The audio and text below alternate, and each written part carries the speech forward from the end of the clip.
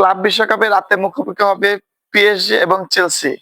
কে জিতবে এই ৩২ দলের এই লড়াইয়ে? পিএসজি নাকি চেলসি? পিএসজি এই এই টুর্নামেন্টের হট ফেভারিট। সামনে যাকে পাইতেছে তাকে একদম দুমড়ে মুচড়ে সারকার করে দিচ্ছে। তারা রাউন্ড অফ 16 এ ইন্টার মায়ামিকে ৪-০ গোলে, কোয়ার্টার ফাইনালে বায়ার্ন মিউনিখকে ২-০ গোলে এবং সেমিফাইনালে হট ফেভারিট রিয়াল মাদ্রিদকে ৪-০ গোলে হারিয়ে তারা চলে এসেছে এই ফাইনালে।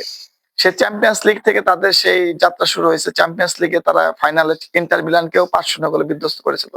সো এই টুর্নামেন্টে এখন পর্যন্ত পিএসজি হট ফেভারিট। ফাইনালেও তারা ফেভারিট হিসেবে মাঠে নামবে। কিন্তু তারপরও ফাইনাল বলে কথা, চেলসি ও ছেড়ে কথা বলবে না। চেলসি রাউন্ড অফ 16 এ তারা বেনফিকাকে ৪-১ গোলে হারিয়েছে।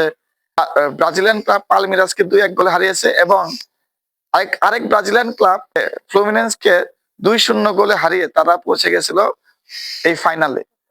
সো চেলসিও কিন্তু ছেড়ে কথা বলবে না। আর এই ফাইনালে যেহেতু চেলসি আন্ডারডগ হিসেবে থাকবে, তাই হিস্ট্রি কথা বলে যে যেই ফাইনালেই চেলসি আন্ডারডগ হিসেবে খেলছে তারাই কিন্তু সেবার চ্যাম্পিয়ন হয়েছে। আমি মনে করতে পারি যে ২০১২ সালে চ্যাম্পিয়ন্স লিগে বায়ার্ন মিউনিখের সাথে ফাইনালে চেলসি আন্ডারডগ হিসেবে খেলেছিল, ফেভারিট ছিল না, কিন্তু সেই ফাইনালে কিন্তু তারা বায়ার্ন মিউনিখকে হারিয়ে চ্যাম্পিয়ন হয়েছিল। আবার ২০২১ সালে চ্যাম্পিয়ন্স লিগে ফাইনাল ম্যানচেস্টার সিটির সাথে, সেখানেও কিন্তু চেলসি ফেভারিট ছিল না, তারপরও তারা দিন শেষে চ্যাম্পিয়ন হয়েছিল। সো চেলসি যেহেতু ফেভারিট না, কিন্তু তাদের একটা হিস্ট্রি আছে, ফেভারিট না হয়েও চ্যাম্পিয়ন হতে পারে, সে হিসেবে চেলসিকেও ছোট করে দেখার কোনো কিছু নেই।